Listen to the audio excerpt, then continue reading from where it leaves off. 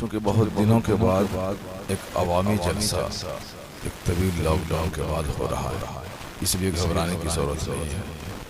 जो 2-4 महीने जलसे बंद रहे और पहली बार इस इलाके में एक बड़ा जलसा हुआ तो शौक़ से रात भर जाग के अपने मेहमान को सुनना चाहिए और ये दुआ करनी चाहिए कि अब ये सिलसिला बंद न हो, ये सिलसिला चलता रहे, जारी रहे। गांव समाज में मजहबी बेदारी लाने के लिए एक सबसे बड़ा प्लेटफॉर्म ये जलसा जुलूस की महफिल है।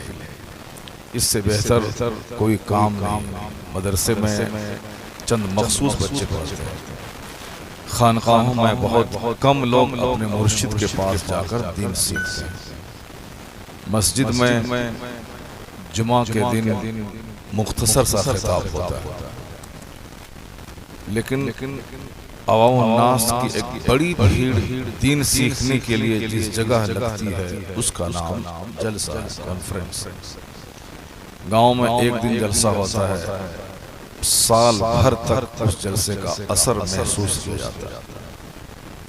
एक मजहबी रंग, मजहबी बेदारी, मेहमानों की आमद, उलमाए किराम की आमद, अपने अहबाब रिश्तेदार से मुलाकात।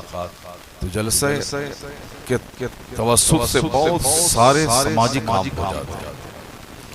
जो लोग मदरसे में 10 साल तक बच्चों को पढ़ाते हैं, वो 10 साल की सारी बातें 2 घंटे में आप तक पहुंचा देते हैं।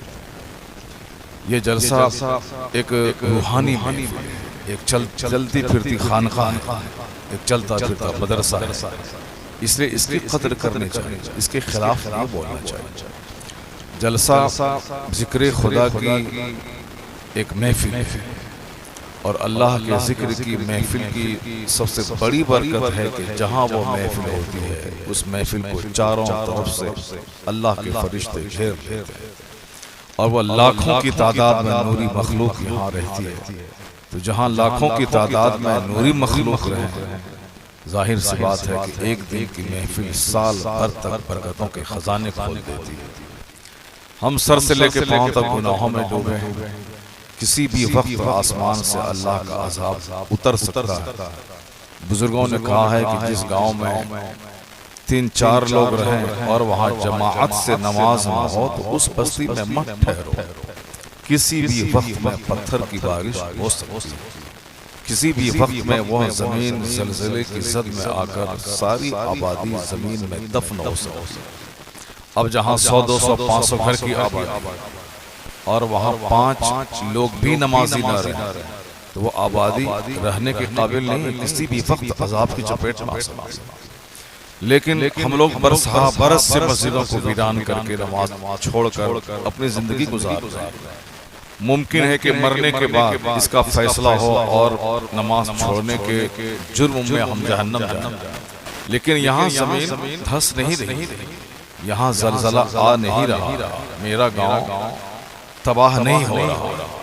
कहीं ऐसा तो नहीं है कि यही जलसा जुलूस जिसके बहाने अल्लाह के वलियों के कदम पड़ जाते हैं, नेक लोगों का वरूद मसऊद आपके गांव में हो जाता है। जहाँ 40 मुसलमान रहते हैं वहाँ जरूर अल्लाह का एक वली होता है, और जहाँ 40 उलमाए किराम रहें जरूर उस इलाके का कुतुब होता है। इसलिए इस तरह की महफिलों की बदौलत जो अजाब आसमान से जमीन पे उतरने वाला होता है वह अजाब टल जाता है। जलसा हमारे लिए बेदारी का पैगाम भी लाता है, अजाब इलाही को टालने का एक बड़ा जरिया भी है, दीन सीखने का एक बहुत बड़ा प्लेटफॉर्म भी है। और जिस महफिल में अल्लाह के नेक बंदों का जिक्र होता है उसके ताल्लुक से हदीस में आया है कि इंद ज़िक्र सालिहीन ततनज़्ज़लु रहमा, सालिहीन के जिक्र के वक्त में रहमतें नाज़िल होती हैं। मैं जिक्र करता हूँ पैगम्बर आज़म का, रहमत नाज़िल होती है अल्लाह। मैं जिक्र करता हूँ पैगम्बर आज़म के नवासों का, हज़रत हसनैन करीमैन का चर्चा उनका होता है, उनकी बहादुरी का चर्चा, उनकी शुजाअत का चर्चा, उनकी सखावत, उनकी इबादत का चर्चा और रहमत खुदा की नाज़िल होती है। हम चर्चा करते हैं सरकार गौसे आज़म का, सरकार गरीब नवाज का, सरकार आला हज़रत का, उन बुजुर्गों का नाम लिया जाता है, उनके सदक़े में हमारा काम बनता है। हमारा काम यह बनता है कि हम पर रहमतों की बारिश हो, हमारे गुनाहों के दाग धुल जाते हैं। इसलिए इस जलसे को एक नेमत समझकर इसे दिल की गहराई से इसकी इज्जत करनी चाहिए, और जहाँ वो महफिल सजे उसे आम जलसों की तरह, कव्वाली की महफिल की तरह उसे नहीं लेना चाहिए। इबादत समझकर, अल्लाह के जिक्र की महफिल समझकर, रसूल पाक के जिक्र की महफिल समझकर, खुदा की रहमतों के नुज़ूल की महफिल समझकर यहाँ आना चाहिए। यहाँ आने के बाद कोई सो जाए और जब सलाम हो फिर यहाँ से चला जाए, ये समझ लें कि उनका सोना भी काम का सोना है, कि वो शराब की भट्टी में नहीं सोया है, बल्कि वो जन्नत की क्यारी में सोया है। यहाँ जब आए तो आपकी जबान पे झूठ, गीबत, चुगलखोरी, ये सारे जुमले नहीं होते। आपकी जबान पे सुभान अल्लाह का विर्द होता है, आपकी जबान से दरूद के सेवे निकलते हैं, आपकी जबान से नारे तकबीर की सदा बुलंद होती है। 2 घंटे 3 घंटे की महफिल करोड़ों नेकियां आपको अता करती है। इस महफिल को आम महफिलों की तरह, कव्वाली नाच गाने की महफिल की तरह ना लें। ये महफिल इस जमीन पे ऐसी नेमत है कि फरिश्ते एक दूसरे को आवाज देते हैं, चलो हमारा मकसद मिल गया। मकसद क्या मिला कि अल्लाह के जिक्र के लिए चंद लोग जमा, करोड़ों की आबादी में मुट्ठी भर लोग नेक महफिल में आते हैं, और उस महफिल में फरिश्ते बख्शिश की बशारत सुनाते हैं, ये कहते हुए कि जाओ अल्लाह ने तुझे माफ कर दिया है, इसलिए माफ किया है। अगर तुम नेक नहीं हो तो जिस नेक के पास बैठे हो उस नेक के सदके में अल्लाह ने तुझे मग़फ़िरत फरमा दी।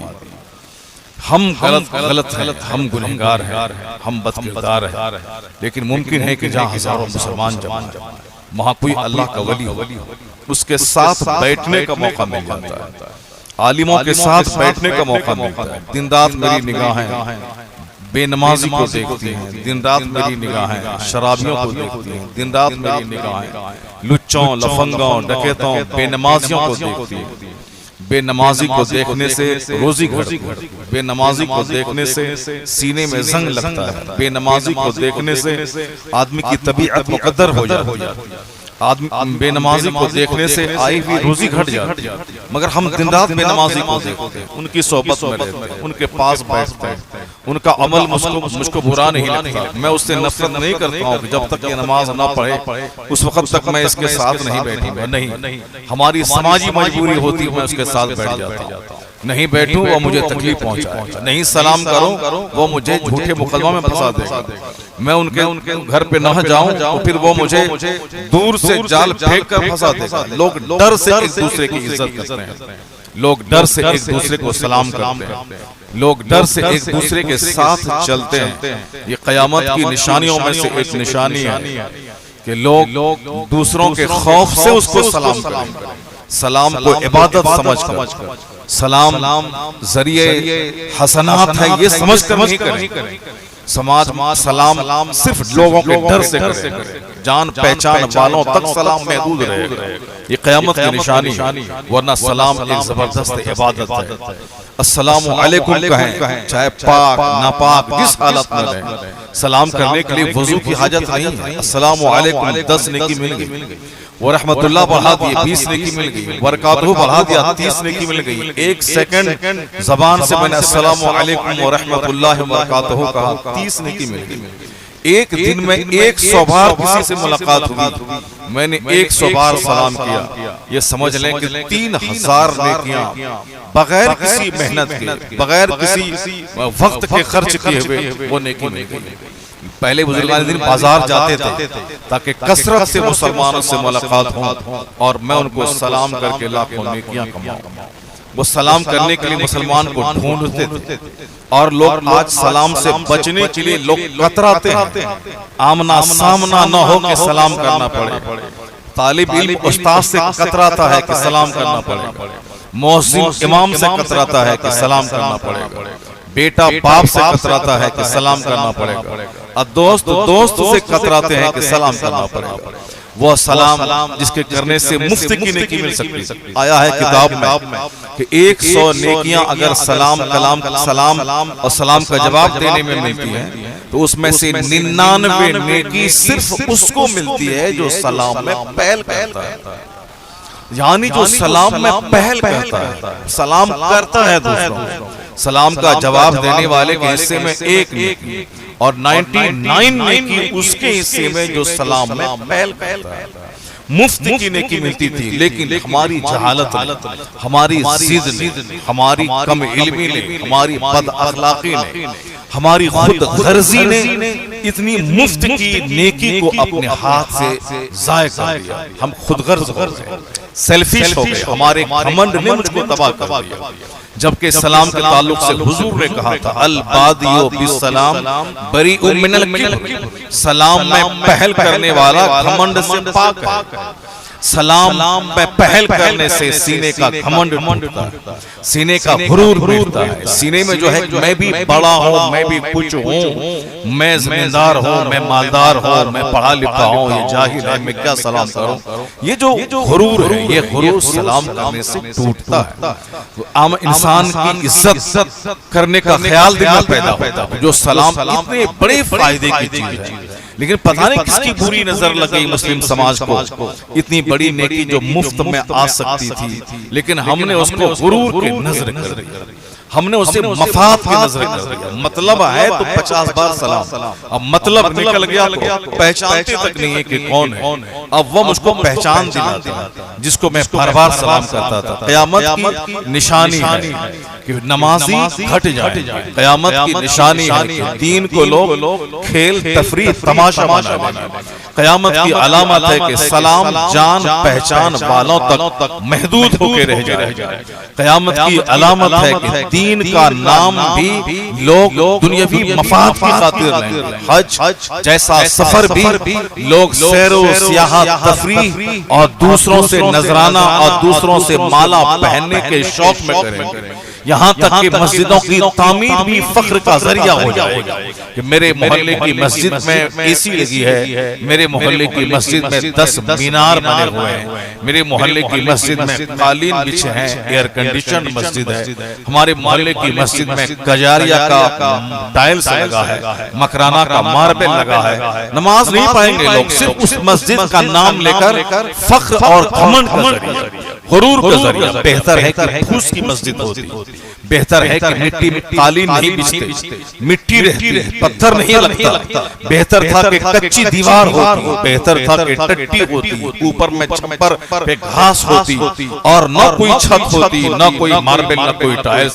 लेकिन अगर नमाजी पुख्ता होते तो वो मस्जिद की शुरुए जमीन के लिए अमन और अमान का गहवारा बन जाती। उस मस्जिद की मिट्टी पूरी आबादी के लिए दुआ करती, उस मस्जिद की टट्टी से हमारे लिए दुआ निकलती। लेकिन आज वो मार्बल की मस्जिद मेरे लिए बद्दुआ करती, वो छतदार मस्जिद, वो 2 4 10 नहीं 50 मीनार वाली मस्जिद हमारे लिए बद्दुआ करती है कि इनके घर में बहुत रात तक जाग करके कह की महफिल सजती। घर में शादी ब्याह के मौके पर 1 महीने से रंग रलियों का माहौल रहता है, मगर मस्जिद में बिजली तक नहीं, मस्जिद में वजू खाने में पानी तक नहीं, मस्जिद में अजान भी नहीं होती, जमात से नमाज तक नहीं होती। जाहिर सी बात है जिस आबादी की मस्जिद वीरान हो, वहां लोग सोचे कि हमारे घर में बरकतें पैदा हो। जहां अल्लाह के घर को उजाड़ कर ये तमन्ना हो मेरे बाल बच्चे की जिंदगी में खुशहाली आए, मेरे घर में जो बहू आए वो बहुत ज्यादा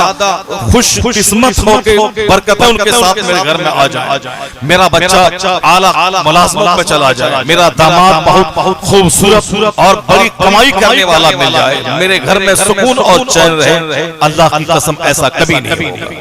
जमीन अल्लाह की, आसमान अल्लाह का, सारी कायनात खुदा की। और जब हम चाहें कि अल्लाह के घर को वीरान करके मेरे घर में खुशियों का चराग जले, अल्लाह के घर को उजाड़ कर मैं एक मुसर्रफ की जिंदगी गुजारूं, ऐसा कभी नहीं होगा।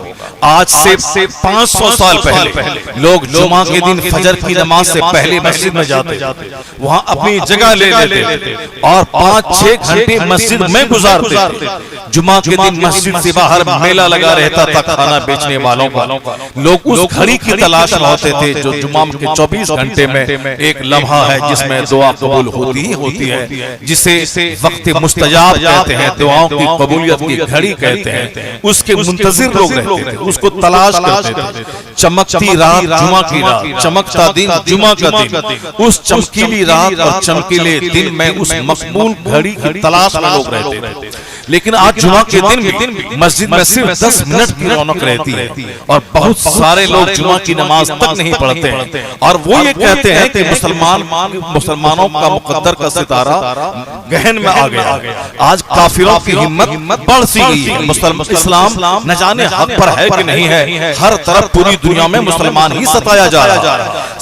लीबिया में मुसलमान परेशानी में, इराक में मुसलमान परेशानी में, ईरान में मुसलमान परेशानी में, अफगानिस्तान और पाकिस्तान और हिंदुस्तान में मुसलमान परेशानी में। ये वो शख्स जो जुमा के दिन मस्जिद को उजाड़ा है, जो ईदैन की नमाज भी बातिल नाखास्ता पढ़ा है, जो रमजान की रातों को कब और शब में गुजारा है, जो रोजाना रात के 2 बजे टीवी देखकर सोता है और दिन के 10 बजे उठता है, जो साल के 360 दिन एक दिन भी कुरान नहीं सुनता, जो जलसों में आता है वो अपने रिश्तेदार की रिश्तेदारी निभाने के लिए आता है, न कि किसी आलिम दीन की तकरीर सुनकर अपनी जिंदगी को संवारने के इरादे से आता है, जो कवाली की महफिल को आबाद करता और जलसगाह मुस्तफा को वीरान करता, जो अपने घर को रात के 2 बजे तक सिनेमा देखकर आबाद करना चाहता, अल्लाह के घर को वीरान करना चाहता, जो क्रिश्चियनों के स्कूल को 2-2 लाख रुपए सालाना डोनेशन देकर 2-2 लाख रुपए अपने बच्चों के हॉस्टल की फीस देकर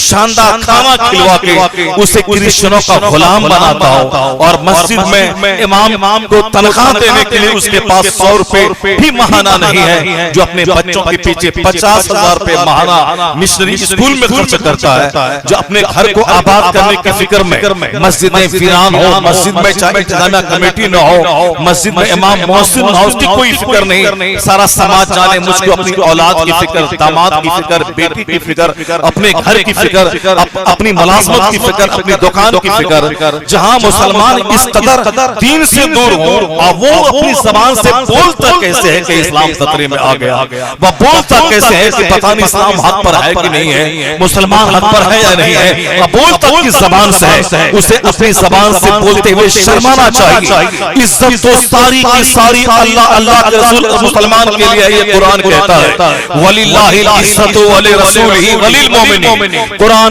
कहता है कि इज्जत अल्लाह के लिए, इज्जत रसूलुल्लाह के लिए, इज्जत अल्लाह रसूल को मानने वाले मुसलमानों के लिए। कुरान कहता है फ़अतल्लाहुल लज़ीना आमनू व अमिलुस सालिहात ला यस्तखलिफन्नहुम। अल्लाह ने वादा किया है कि जो ईमान लाएगा, अच्छा काम करेगा, हम उसे इस रुए जमीन का बादशाह बना देंगे। कुरान ने वादा किया है कि वला ला तहज़नु, तुम गम मत खाओ, सुस्ती मत करो, व अंतुमुल आलौना इन कुंतुम मोमिनीन। कामयाबी का ताज तेरे सर पहनाया जाएगा, शर्त है कि मोमिन बन जाओ। कुरान करीम ने कामयाबी की जमानत मुझको दी। कुरान करीम ने बादशाहत और खिलाफत का वादा हमसे किया।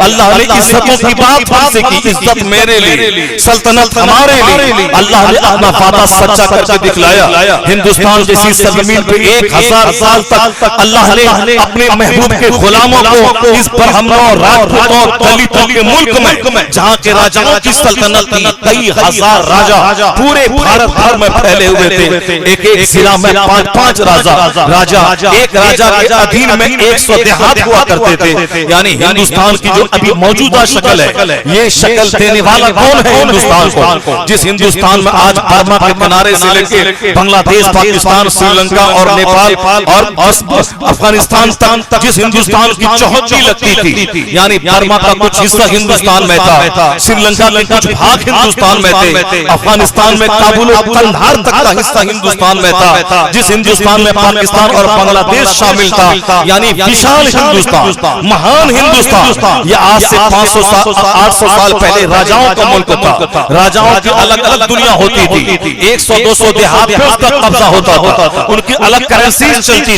थी, यानी एक हिंदुस्तान में हजारों हिंदुस्तान आबाद था। लेकिन इस हिंदुस्तान को मुनज़्ज़म करने में, ऑर्गेनाइज करने में, पूरी दुनिया की सबसे एक महान सल्तनत की शक्ल देने में किसका हाथ है? अगर इस सच्चाई से इस तारीख ऑफ हिस्ट्री ऑफ इंडिया का मुताला किया जाए तो पता चलेगा इस हिंदुस्तान को ऑर्गेनाइज करने में तमाम राजाओं को एक करके एक हिंदुस्तान बनाने में अगर किसी का योगदान है वो कोई दूसरा नहीं था, वह तहज्जुद गुजार, नमाज़े पंजगाना का पाबंद, नमाज़े अस्र की सुन्नत गैर मौक़िता का पाबंदी करने वाला, 6 महीने में हिफ्ज़ कुरान करने वाला, फतवा आलमगीरी को तरतीब देने वाला, मदरसों मस्जिदों और अइम्मा को इज्जत और सम्मान देने वाला, जहां एक तरफ उसका मजहबी रिकॉर्ड इतना ज्यादा है, इसी मर्द खुदा ने हिंदुस्तान को ऑर्गेनाइज किया।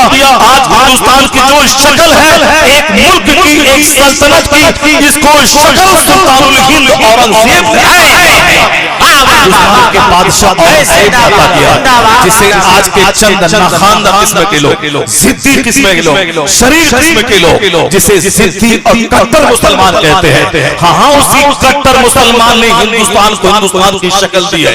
उसी कट्टर मुसलमान ने यहाँ के मंदिरों की खर्च के लिए जमीन बतौर जागीर दिया है। उसी कट्टर मुसलमान ने कामाख्या की मंदिर के लिए उन्होंने कुछ जमीनें वहां के अखराजात के लिए दी है। यानी जो रवादारी का माहौल हिंदुस्तान में पैदा किया। एक बार अमर की बेटी की आबरू एक मुसलमान शहर कोतवाल के हाथों लूटने वाली थी। दिल्ली का तख्त छोड़कर भूखा प्यासा बनारस में गंगा के किनारे आकर मुसलमान शहर कोतवाल को हाथी के पांव में बांधकर सजा दिया और पर अमर की बेटी शकुंतला की इज्जत की हिफाजत की। तो इतना ही चला कि मुसलमानों को कट्टर बनने दो, मुसलमानों को फंडामेंटलिस्ट बनने दो, मुसलमानों को मस्जिदों से वाबस्ता होने दो, मदरसों पे पाबंदी मत लगा, मस्जिद पे पाबंदी मत लगा। जिस दिन मुसलमान नमाजी बना, मुसलमान मदरसों का प्रोटेक्टर बना, मुसलमान का आना जाना खानकाहों में होने लगा, यानी जिस दिन औरंगजेब की तरह कट्टर मुसलमान बन जाएगा, नफरतों का बाजार खत्म होगा, मोहब्बतों की। नारे तकबीर, नारे रिसालत, मसलके आला हजरत ख्वाजा का हिंदुस्तान। कट्टर मुसलमान का मतलब है ह्यूमैनिटी को फरोग देना। कट्टर मुसलमान का मतलब है इंसानियत को फरोग देना। कट्टर मुसलमान का मतलब है पड़ोसी को इज्जत देना। कट्टर मुसलमान का मतलब है अपनी तरफ से जंग नहीं छेड़ना। जुल्म को मिटाने के लिए जब जालिम जंग मुसल्लत करे तो उसका जवाब देना। जब घर में कोई डकैत घुसकर माँ बहन बेटी की आबरू लूटे तो वहाँ हाथ पांव तोड़कर बैठ जाना, ये निस्वानियत है, यह बुज़दिली है, ये कायरता है और बहादुरी है कि अपनी बीवी की इज्जत की हिफाजत के लिए जालिमों का डेना तोड़ देना, अपने घर में घुसने वाले चोरों का मुकाबला करना, अपने मुल्क पे हमला करने वाले दहशतगर्दों को मारना, ये बहादुरी है, न कि दहशतगर्द मुल्क को आके तबाह करें और हम बोले कि खून नहीं बहाना चाहिए, नहीं मारना चाहिए। ये बुज़दिली है, ये कायरता है। इन्होंने जंग का मतलब नहीं समझा है। 1400 साल में जहां भी इस्लामी तारीख में जंग का लफ्ज आया, जिहाद का लफ्ज आया, जहां बैटल और वार का लफ्ज आया, जहां इस्लामिक युद्ध का लफ्ज आया है, वो दहशतगर्दी का नाम नहीं है, वो जुल्म और बर्बरियत का नाम नहीं है, बल्कि जमीन को जुल्म से रोकने के लिए ही जिहाद का कानून आया। मानवता पे होने वाले मसालिम को रोकने का नाम ही इस्लामी जंग है। तो जब इस्लाम मजबूत होगा, दुनिया से जुल्म मिटेगा, दुनिया में अदल और इंसाफ का माहौल पैदा होता जाएगा। इसलिए जरूरत है मदरसे का तहफ्फुज़ हो, जरूरत है कि हिंदुस्तान का तहफ्फुज़ हो। हिंदुस्तान के तहफ्फुज़ के लिए कोई आतंकवादी नहीं चाहिए जो मुल्क में आग लगाए, जो बात पे आदमी को काटे, जो रास्ता चलते मॉब लिंचिंग के जरिया मानवता की हत्या करे, जो रास्ता चलते दिन दहाड़े दूसरे इंसान दूसरे मज़ाहिब के मानने वालों पर उसको मिटाने की धमकियां दे। जब तक ये नफरत का माहौल रहेगा, हिंदुस्तान का विकास कभी ना होगा। हिंदुस्तान का विकास उस वक्त होगा जब एक दूसरों को सम्मान दिया जाएगा, एक दूसरों की मोहब्बत दिल में होगी, एक दूसरों की इज्जत की जाएगी। ये सारा पैगाम इस्लाम देता है। तो जब तक हिंदुस्तान में इस्लाम मजबूत था, मुसलमान मजबूत थे, तो 90% आबादी पर हमलों राजपूतों की थी और सिर्फ 10% कलमा पढ़ने वाले मुस्तफा के गुलाम थे। मगर यह 10% 90% का हाकिम बनकर उस 90% ने इनकी हुक्मरानी को तस्लीम करके बता दिया कि तू ही हुकूमत करने के काबिल है। हुकूमत वो करेगा जो हुकूमत सरदारी की गर्ज से नहीं बल्कि जो इंसानियत की खिदमत का इरादा लेकर आएगा वही सच्चा हाकिम बनेगा, वही सच्चा रूलर बनेगा। हाकमियत का मतलब है खिदमत इंसानियत, हाकमियत का मतलब है खिदमत खल्क, और ये तस्वीर मजहब इस्लाम ने अता किया है। आज हमने इनको हौसला दे दिया कि आज वो मेरी मस्जिदों के खिलाफ बोलता है। जब मैंने मस्जिदों को वीरान किया, हमारे मुंह को कोई हक हासिल नहीं है कि मैं बोलूं कि अल्लाह कहाँ है, रसूल पाक कहाँ है, गौसे आजम की मदद कहाँ है, ख्वाजा गरीब नवाज की करामत कहाँ है। गरीब नवाज की करामत मौजूद है अपनी जगह, मगर तुम कहाँ हो? अल्लाह रब्बुल इज्जत की मदद मौजूद है मगर हम कहाँ है?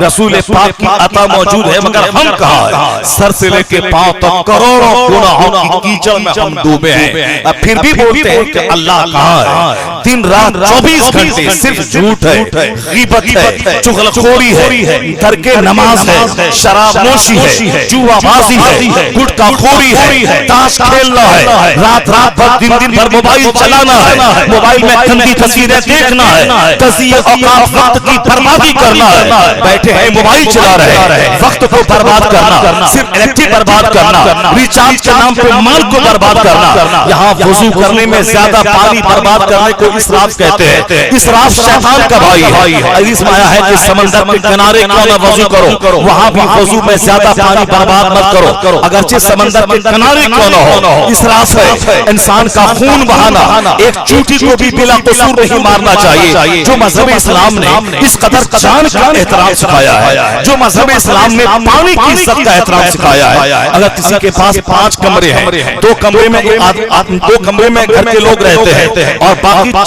3 कमरे में घर के सामान रखे हुए हैं, मसले के एतबार से जिस कमरे में कोई आदमी नहीं है वहां का बल्ब ऑफ होना चाहिए। जहां सोने के कमरे में भी रात को अंधेरे में गहरी नींद आती है वहां लाइट ऑफ होना चाहिए। यहाँ 10 कमरे हैं और 10 कमरे में 50 बल्ब जल रहे हैं, कोई उसको रोकने वाला नहीं, कोई उसको बुझाने वाला नहीं। मस्जिद में 10 नमाजी आया, जबकि वह 201 पंखा के नीचे नमाज पढ़ सकते हैं, लेकिन वह 200 आके 10 पंखा को ऑन कर देता है। जाने मस्जिद का मतवाली, जाने मस्जिद बिजली बिल आए 10,000 रुपए बहाना, वह मस्जिद कमेटी के लोग जाने हमसे क्या मतलब है। 10 आदमी को 10 फैन चाहिए, वह जो 1 घंटे तक बस स्टॉप पे खड़ा रहकर धूप की शिद्दत सह करके बस के इंतजार में रहता है, उसे मस्जिद में 5 मिनट बगैर पंखा के नमाज पढ़ना उसके लिए मुश्किल है। चूंकि जन्नत मिले ना मिले परवाह नहीं, अभी हवा मिलनी चाहिए। जन्नत मिलेगी कौन देखा है? अभी एसी चलनी चाहिए, अभी हवा मिलनी चाहिए, अभी फैन चलना चाहिए, अभी कालीन बिछनी चाहिए, ताकि आप आधा घंटा का टाइम जो नमाज के लिए निकाले हैं या आधा घंटा बिल्कुल हवा खोरी में